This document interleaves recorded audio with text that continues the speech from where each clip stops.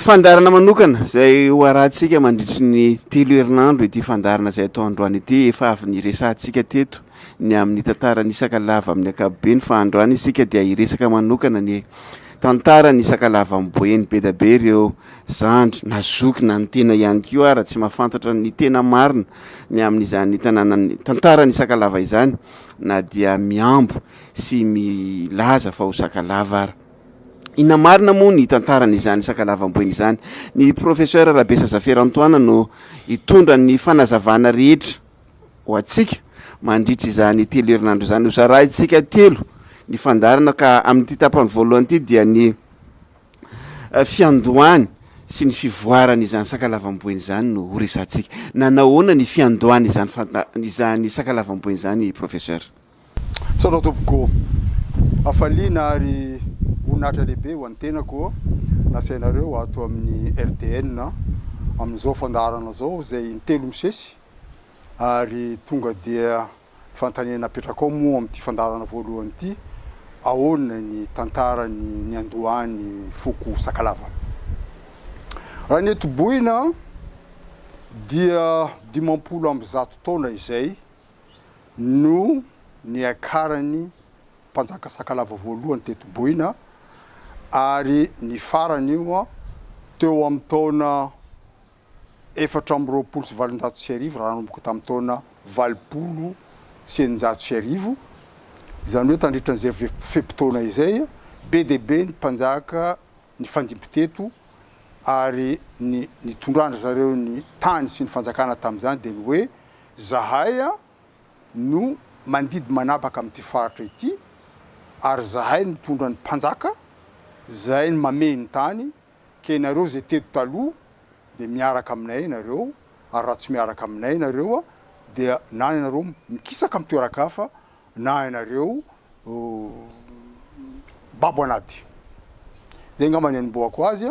Ny foko Sakalava dia avy any atsimo ny andohan'izy io, avy any Menabe, mbola lavilavitra ny Menabe ary mbola avy any amin'ny faritra Masikoro, Baie de Saint-Augustin. Niainga avy any mpanjaka anankiray izay antsoina hoe Andriandahifotsy. Andriandahifotsy nametraka ny fanjakany tao Bengy, tanàna io ao a Menabe. Nananjanaka anankiroa izy, ny anankiray antsoina hoe Andriamanetrarivo, Ratrimolahy ny zokiny, dia ny zandriny Andriamandisoarivo. Amin'ny fanjakana ohatrany moa rehefa tsy ohatsony ray dia matetika ary hitantsika zany amin'ny tantaran'ny Sakalava tsy mifanaraka ny mpandova ka tsy nifanaraka tokoa izy mirahalahy ka nanainga Andriamandisoarivo nakaty avaratra aty atsimony ianao fa zaho dia ho any anavaratra any koa manangana fanjakana. Fa lazaiko dia ny eto fa rehefa nandeha izy dia nitondra singambatany babany, singambatany Andriandahifotsy, ary nitondra ihany koa izy singambatany dadilahiny zay Andriamisara. Niainga zany izy nakaty avaratra, tsy dia natanjaka firy izy. Fa rehefa tonga taty amin'ny faritra Soalala teo eo izy na taty Ambongo dia mipetraka amin'ny tsy dia lavitra ny ranomasina na tazana sambo anankiray zay ny commandant ao anatiny Andriamatoa Champloré. Ny commandant sambo io dia efa niara niasa tamin'ny babandreo tany atsimo, ary ny asan'ny sambo io dia mividy andevo aty faritra Madagasikara hoentina ao andevozina ny La Réunion, any Maurice, hatrany Amerika aza. Dia nampirehitra afo izy dia nandefa lakan-kely moa le sambo tonga teo amoron-drano. Zay hozy izy tonga aty aminao fa nifanaraka tamin'ny dadanao tamin'ny fotoan'androny, kanefa moa rehefa tonga tao zay dia tsy nanome ny anjara mandevo ny fanarahana Andriamanetrarivo, Ratrimolahy moa ny anarany. Koa moa resantsika ny anaran'ny mpanjaka moa hafa ny fahavelona, hafa koa moa izy rehefa maty ka afaka miara-miasa ve tsika. Dia ny tena Andriamandisoarivo tena ilaiko zany fa za anorona fanjakana aty avaratra aty ka omeko anareo zay entana tadiavinareo fa ny tambiny kosa ampinareo iady, menareo miaramila dia menareo basy. zay zany fanarahana voalohany tamin'ity faritra andrefana ty tamin'ny Sakalavan'ny Bohina ny ho Sakalavan'ny Bohina sy ireo tantsambo tamin'izany sambo amerikana anankiroa teo fa ny commandant izy ireo dia Andriamatoa Champloré. Onona professeur, mety fantatra ve inona ny karazan'olona talohan'izay zany teto amin'ity faritra Bohina ty? Efa nisy olona taty zay ny tsara ho fantatra mihitsy. Efa nisy mponina taty amin'ny faritra Bohina alohan'ny tonga Sakalava avy any atsimo ohatra tamin'ny faritra Ambongo sy ny faritra Mitsinjo iny dia efa tao ny Sandrangoatsy ary hatramin'izao mbola misy mponina taranaka ny Sandrangoatsy ao. Nisy Vazimba ary taty avaravaratra aty nisy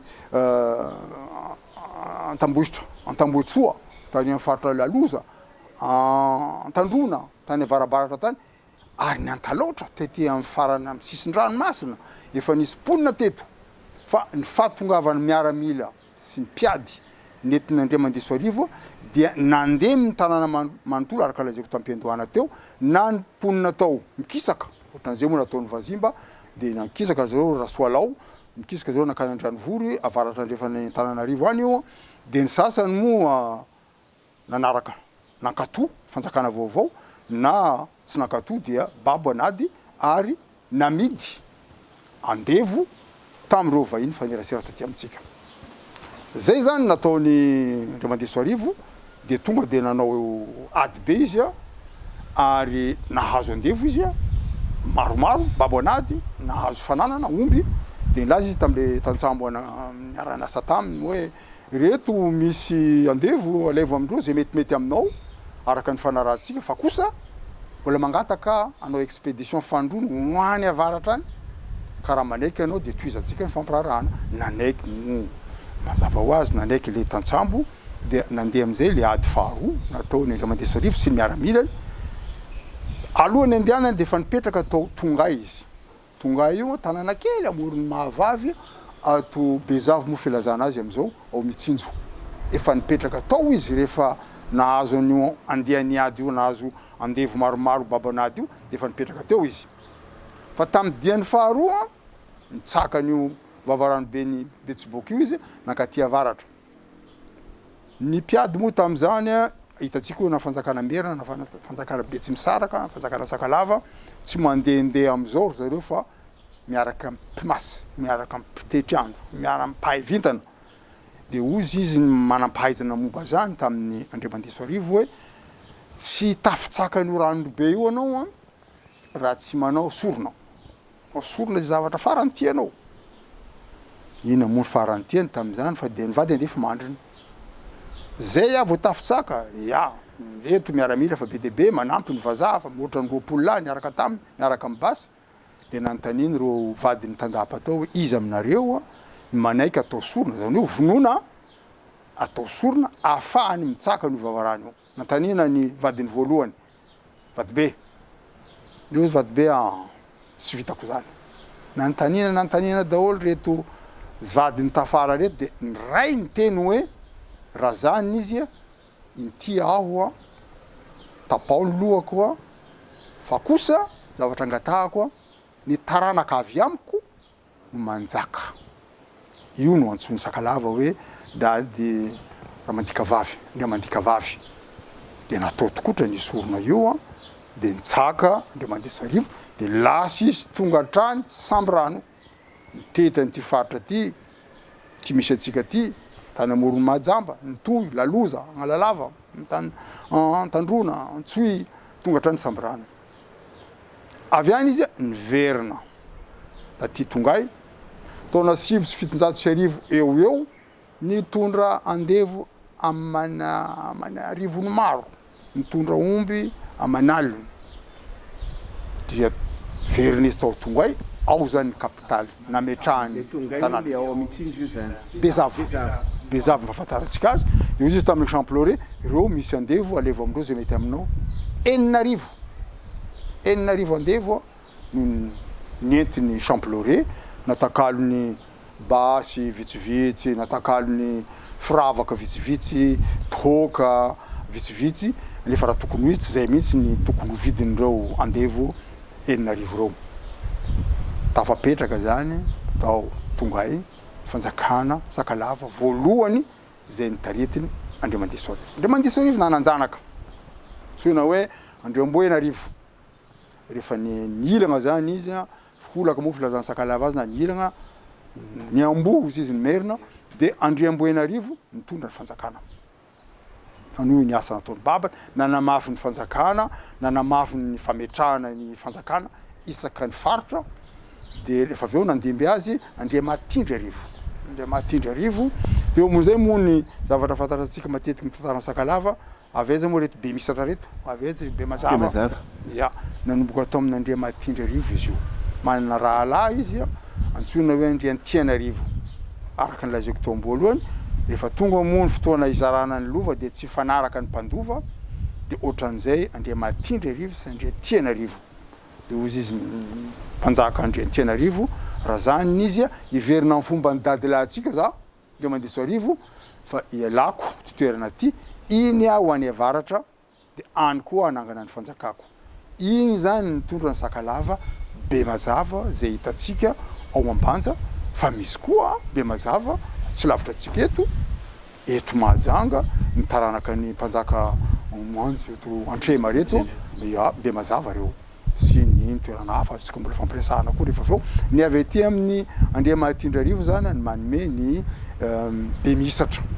De avy ao zany mpanjaka maro fantatsika Andriamarofaly zay hitatsika matetiky amin'ny firesahan'olona, Andriamamelognoarivo Ravahiny, mpanjaka be teto Boeny teo, azo resahantsika koa amin'izay. Iny tegna nampiakatra ambony de ambony ny hery miaramila sy hery ekonomika ny fanjakana Boeny, fanjakana Sakalava taty Boeny. Dia tao aorinany Andriavahiny, Ravahiny vehivavy io a, dia Tsimlomo babany Tsilevalo, mpanjaka farany teto. Tsilevalo na ny antsoina hoe Andriamandisoarivo, Andriamanavakarivo, na le fantatra ny maro hoe amin'ny Andriantsoly. Reo zany ny fanjakana Sakalava nisy teto, ny mpanjaka ny fandimby teto, tamin'ny Andohany, tamin'ny Andriamandisoarivo, ka ny farana tamin'ny Andriantsoly, taty amin'ny taona efa 19e siècle, taona 1720, taty amin'ny taona 420 sy 720 zay ny farana ny fanjakany Andriantsoly. Eo a de fa sohitako sahady a, fa io fanjakana Sakalava tamindreo fotoana rehetrarehetra reo a, ny fanjakana natanjaka indrindra teto Madagasikara. Nandritra ny taona 720, fanjakana Sakalava natanjaka indrindra. Miaika an'io daholo ny vahiny nandalo taty, miaika an'io ny Betsimisaraka. Zany hoe tam'izany tany Ramaromanompo, Ratsimilao, ary ny Taomerina moa manomboka vao mibadabada, Andrianampoinimerina teraka tamin'ny eo taona 1747 eo, 707 sy arivo, nefa tamin'izany fotoana zany a Mahajanga efa amin'ny toerana misy azy amin'ny farany ambony, satria Mahajanga niforona tamin'ny taona 570 sy 700 sy arivo, 570 sy 700 sy arivo. Tamin'io vao teraka Andrianampoinimerina, Mahajanga efa amin'ny toerana farany ambony misy azy, zay fantatra ny manodidina rehetra hoe fanjakana aty Boeny ny matanjaka indrindra eran'ny Madagasikara. Tsara ny lezako an'io, ahitantsika ny resaka atao manaraka. Tonga zany ny zavatra nandalo tamin'ny taona lazaiko teo 20 sy 700 sy 420 ny totongana voalohany fanjakana Sakalava tamin'io a, tamin'ny akarany miaramila Merina teto. Ny eram-potoana lavitra be ny lazako hoe teo Andrianampoinimerina ny Ambo tamin'ny taona 1810 folo sy 700 niakatra Radama nomboka teo ka hatramin'ny 720 sy 700 720 taona izy tonga teo. Niakatra teto miaramila Merina, resy Andriantsoly amin'ny ady Maramila, dia filazana azy angamba résidence surveillée izy tao Marovoy, satria tamin'izay tsy teto Mahajanga nipetraka ny mpanjaka fa tao Marovoy. Tao Marovoy tamin'ny faraparany niainany Andriamandisoarivo, efa tsy tany intsony izy mipetraka tany Tongay, efa tato Marovoy izy mipetraka. Resy izy a nalaina tany am-pelatanany ireo daty. Ela zay teo resako anareo indrindra, ahoana moa zany singambatany Andriamandisoarivo andeanday fotsy nentiny zanany Andriamanitra taty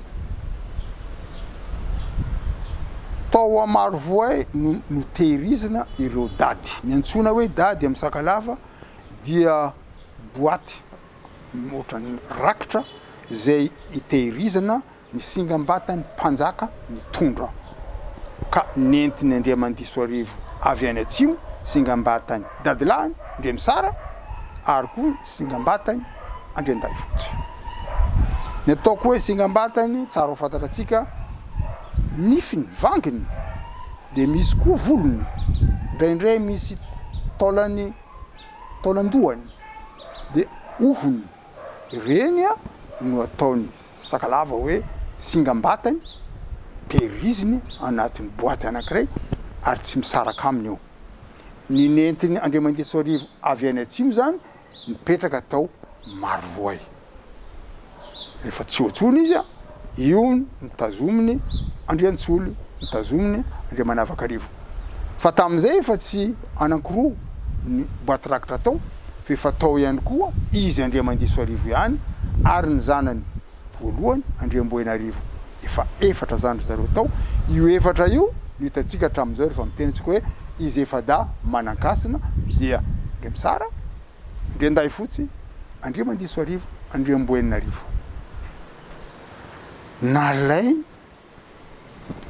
fitondrana miaramila merina ireo dady ireo tena ampelantanany Andriantsoly, Andriamanavakarivo, tsy le valo anarany daholo io ary nataondreo résidence surveillée izy tao Marovoay. Niezaka ihany Andriantsoly hiady hanalandreo miaramila merina reo teto Mahajanga, mitady renfort izy hatrany Zanzibar, niantso izy andreo ataontsika hoe rahalany be dia be anomena be kanjo resy fanindrony izy ara-miaramila dia nitsoka izy nandositra nankany Sambrano, avy any Sambrano nankao Nosy-be, avy ao Nosy-be tonga hatrany Mayotte. Toizantsika ihany moa zany ny Andriantsoly dia verenantsika rehefa avy eo ny zavatra nisy teto. Rehefa tany Mayotte izy dia nisy fandaminana ara-miaramila sy ara-diplomatika fanarahany tamin'ny Sultan tao. Sultan tao tamin'izay antsoina hoe Moana Mady. Dia sady havany izy io no rehefa nilamindamina koa resaka anjareo nanambady izy tany havany io Sultan de Mayotte io. Rehefa maty Sultan de Mayotte tokony zanany zay antsoina hoe Boanakombo Mady nandiminy fitondrana fa misalovany Andriantsoly dia Andriantsoly ny lasa Sultan Mayotte nitsoka nandositra Boana Mady Boana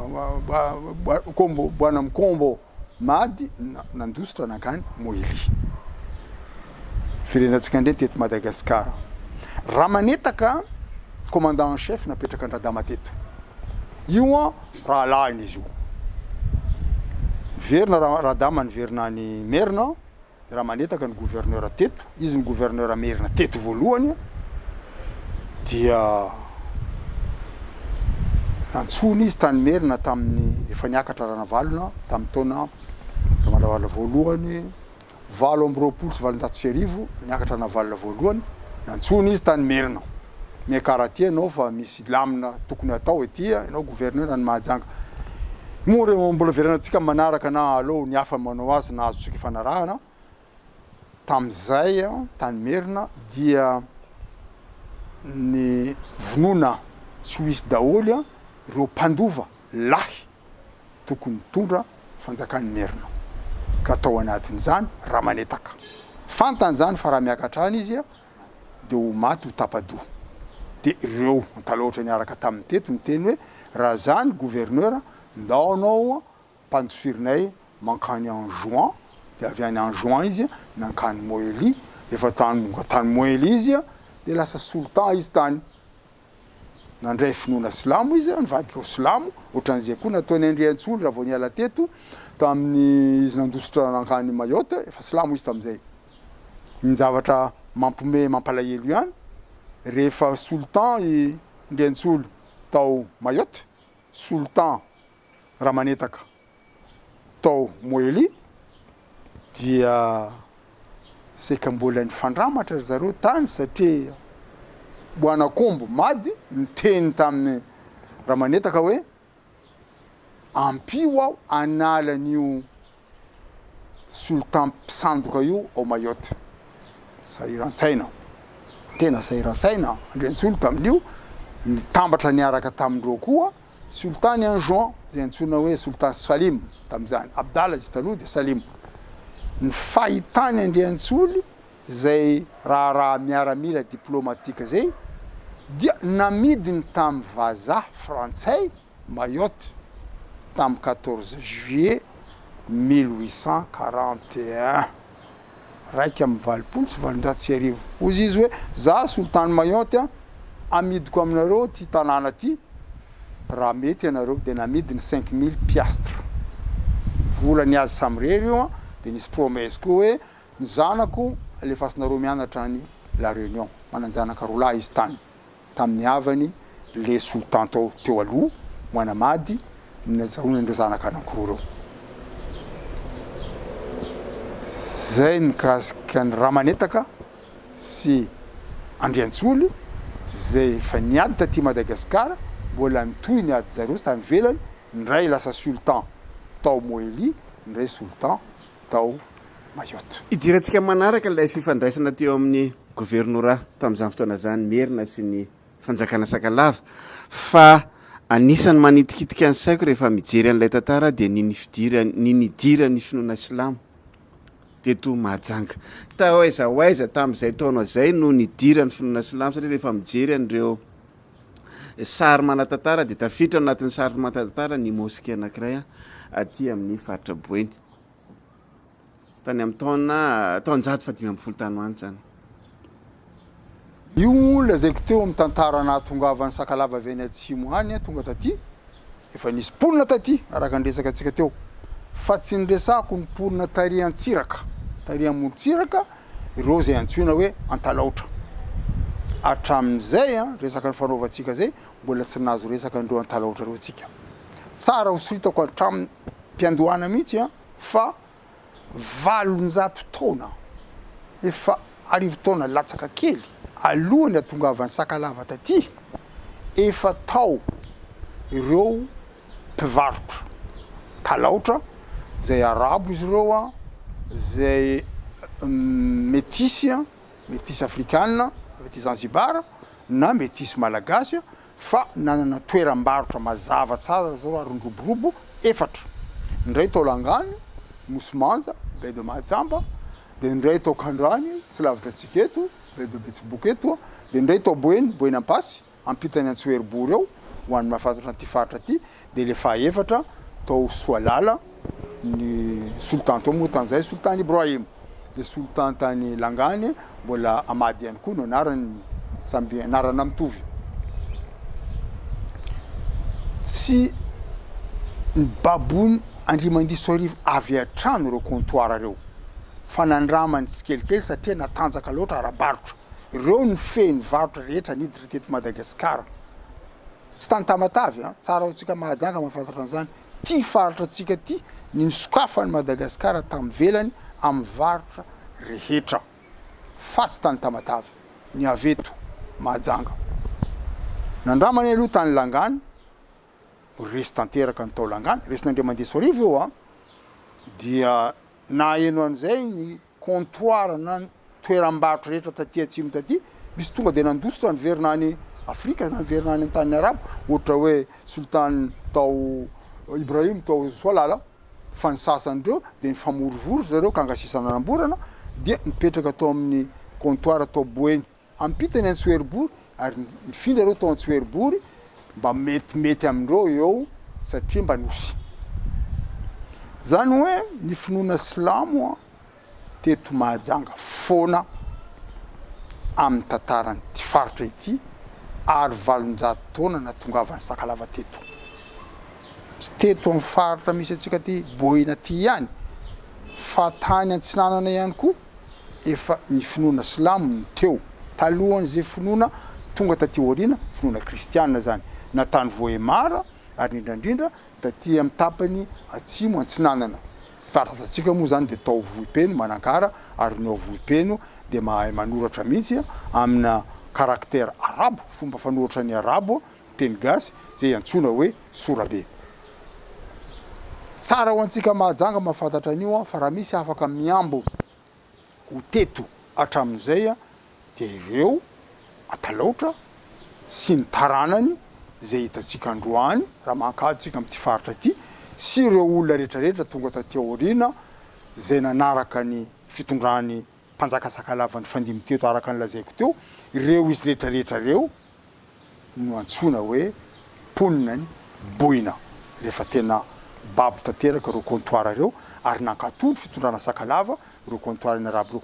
Tamin'ny taona 570 dia zay ny nametrahana ny tanàna ny Mahajanga 5 taona talohan'io ny fanaraka ny sultan tamin'ny mpanjaka Ravahiny de hoe mba omeo sombiny tany zay aty sy any an-dranomasina antsony tanàna zay anangananay tanàna vaovao de nitsangana tanàna ny Mahajanga tamin'ny taona araka ny lazaiko teo 1745 efa nanamboatra trano vato teto tamin'izany nefa eran'ny Madagasikara asoroko foana ny tany Fort Dauphin satria ny frantsay nanamboatra trano tany Etienne de Flacourt fa eran'ny Madagasikara tsisy nahay nanamboatra trano vato raha tsy teto Mahajanga ny tao merina moa taty aoriana be vao nisy an'izany. Ary rehefa nanaraka finoana silamo i Ramanetaka de novanarany izy tany nataony hoe Abderrahmane ny vadiny zay nentiny avy eto Mahajanga raha vao ny anarany novanarana koa tonga tany nananjanaka anankiray Ramanetaka zay antsona hoe Fatima Saoudi bint Abderrahmane zay nazahoany taranaka marobe ao Moily tamin'ny fotoana nandalovako tany koa mbola ao hatramin'izao taranaka ny Ramanetaka ohatra ny ilazako mbola ao Mayotte hatramin'izao mazava ho azy taranaka ny Andriantsolo ary ny taranaka ny mpanjaka sultan Ramanetaka ao Moily de mifanerasera am'ireo andrina ao merina hatramin'izao tsara ao amintsika koa mahafantatra an'izay. Misy karazana anankiray zay tsy mety adiny foana rehefa miresaka ny foko Sakalava isika tsy afaka misaraka io na ny amin'ny douane ny makoa. Aiza ho aiza izy io anatin'izay firaisan'ny tantara nataonao teo zay. Ny makoa tonga teto reo ve le afrikanina zany? Ya, fomba anankirona tonga avy teto. Reo arabo reo fa rehefa tonga teto nanao ny varotra andry zareo amin'ny tena amin'ny toeram-barotra resako teo mitondra ry zareo andevo avy any miasa ho andry zareo. De reo ny makoa. Misy avy aty atsimotsimo avy aty Mozambique zany, misy ny avarabaratra de tena avy aty Kenya, Tanzanie, vague voalohany makoa reo. Fa ny antalaotra koa sady mitondra andevo izy taty no nividy andevo ihany koa taty Madagasikara ny entiny namediny tany. Amin'ny fitenintsika moa zany sady mivearotra izy no mividy ihany koa. Voalohany reo. Faharoa na tonga avy ny makoa taty dia taty orindrina lavidavitra rehefa niakatra ny vazaha mo tozoko malakilaky le izy totongana voalohany zany fitondrana Sakalava natongavany merina teto de totongana faharoa tamin'ny natongavany vazaha frantsay miaramila frantsay zay teto Mahajanga ihany koa natongavany zareo. Fahalohany natongavany miaramila frantsay de nisy varotra ny fanaovany malagasy Sakalava manana ny atao mividy andevo avy any Afrika. Reo le antsona hoe makoa. Taty aoriana eo tarina lavitra tamin'ny androny antalaotra. Ary tsy teto Mahajanga ihany fa eran'ny Madagasikara satria mora ny mividy andreo makoa ireo ho andevozina ty Madagasikara moramora no ny hiady amina fanolobodirindrina fampanolo sistany zay ilana miaramila, zay ilana basy, zay ilana fitaovana lafo be zany raha anababo ny faritra akaikaiky anao fa moramora kokoa mividy avy any velany.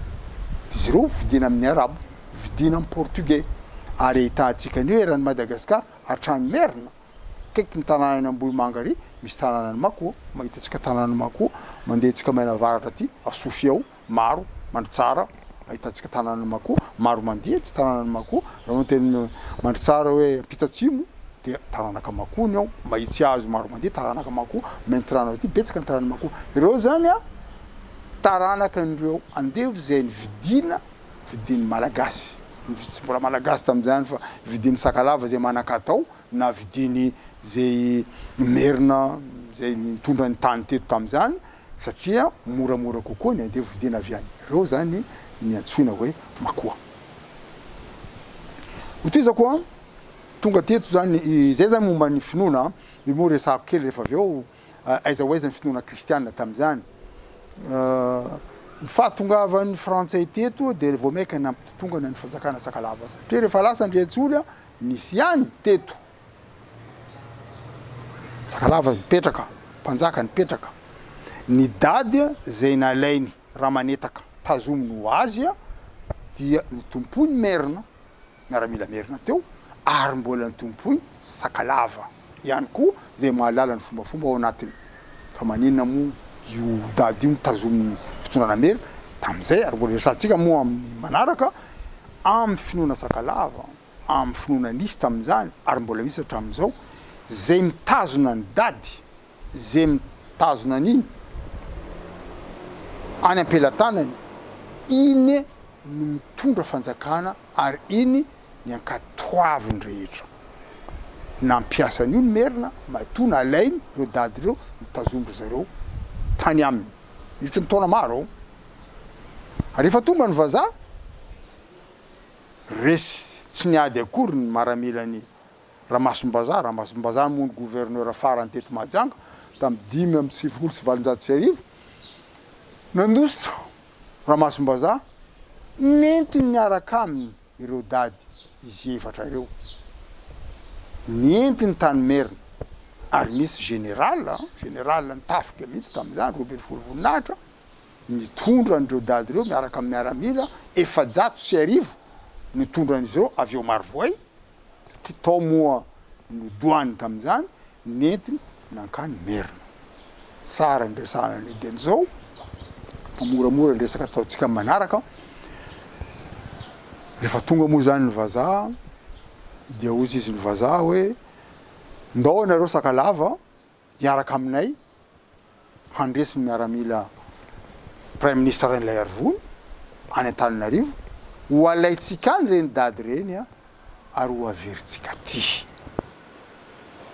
Fa lala voatango moa ny foko Sakalava tam'izany Andriantsoly zay farany teo efa lasa tsokany Mayotte tany izy ny maty tamin'ny taona 7,720 le dady teto nientina nankany Antananarivo zay lazaiko hoe tena valala voatango dia misy andiany maro Sakalava nanampy an'ireo frantsay hatramin'ireo taranaka ny Andriantsoly avy eo Nosobe mpanjaka Tsiomeko nandefa miaramila nanampy ny frantsay ohatran'izay koa mpanjaka Antakarana dia anafika any Madagasikara handresy ny fanjakana Merina hitondrana amin'ireo dady ireo miverina aty. Tsara ho antsika mahafantatra an'izay mba ialana amin'ny hoe fa aiza ho aiza zany ny fanjakana Sakalava hatramin'ireo zavatra indroa nitotongana ireo. Voalohany natongavan'ny fanjakana Merina, faharoa natongavan'ny vazaha. Alohan'ny fanontanianao manaraka angambany rehefa nandeha tany ny vazaha dia izao ny zavatra nisy. Kay nisy mpanjaka anankiray zay nanaraka an'ireo dady ireo, niaraka tamin'ireo dady ireo amin'le fomba maro miaraka aminy, nanaraka an'ireo dady ireo tany Merina. Petraka tao faritra Ambohimanga tao nametrahana an'ireo dady ireo. Io le dady olona ty fa tsy le dady le vatatsony antsony tsika Sakalava hoe dady Andria Mifefy Arivo. Io zany tsara tarehony izy io talaotra etisy rehefa tonga tany Merina izy dia nanambady andrina ohatr'azy ary niteraka anankiroa rehefa niverina taty nentina taty reto dady reto de nody taty ireo zanany anankiroa reo nipoirany mpanjaka ao Ambatoboeny ao mpanjaka ataonay hoe mpanjakany Betsioka zay fantatra ny maro fa rehefa mianjaka reo manao teny merina ohatra ny hoe Zamanimbao ndre Naverina-rivo satria merina Sakalava ry zareo resantsika koa moa zany amin'ny fandarana manaraka ireo zavatra nanjo zany nitotongana indroa fanjakana zay farany nanana hery miaramila nanana hery ekonomika tamin'ny taona 1920 kanjo indreo zavatra anankiroa reo dia zay izy resako aminareo zay tena very fanambola vela satria rehefa tonga koa ny vazaha de tsy tao anatin'ny eritreritra ny vazaha mihitsy frantsay nilaza hoe ho velomina ny fiandriananareo ny ravany vazaha frantsay fiandrianana merina ny ravany royaume de Madagascar tsy misy tsony mpanjaka tany merina fa tamin'ny faritra ivelany merina dia nisy foana ny mpanjaka fa tsisy angovo intsony ao anatin'izany zany ny fanjakana tsika eto Sakalavan'ny Boeny Sakalavan'ny Menabe na de nisy ihany ady taty orindriny niaraka tamin'ny mpanjaka toera mpanjaka Ingereza azotsika resahana manaraka fa de tena tsisy heritsonya fanjakana Sakalava nanomboka tamin'ny latongavany frantsay. Iresaka be da be amin'ilay fifandraisan'ny fanjakan'ny merina sy ny fanjakany Sakalava atsika amin'ny tapany faharoa amin'ny fandarana iresaka ihany koa ny fifandraisana ara ekonomika ara-pombapomba sosialy sy kulturaly tamin'izany fotoana izany fa izay aloha no azo atolotra ny amin'ny tantara fohy ny mpanjaka tamin'ity tapany voalohany ity. Misaotra indrindra tombokitoizantsika zany amin'ny herinandroany araka zay voalazanao zay ny faharoa sy ny fahatelo mariko fotsiny fa tsy teto mahajanga ihany nisy ny fandraisana ara-fanambadiana amin'ny mpitondra merina sy ny manam-pahefana aty amin'ny faritra efa nisy tany Menabe zay zanaka ny mpanjaka tao Menabe nanambady any Radama tantarany Rasalimo zay fantarantsika angambany ary niteraka ry zareo Rasalimo de nipetraka tany merina ary nanamboarany Radama trano tany merina de ohatran'izay koa mpanjaka Betsimisaraka Ramaro Manombo nanambady ny zanaka ny Ndramarofaly anankiray avy any nanambady taty tamin'izany fotoana zany moa fanambadiana fomba tsara indrindra ampihavanana ny olona.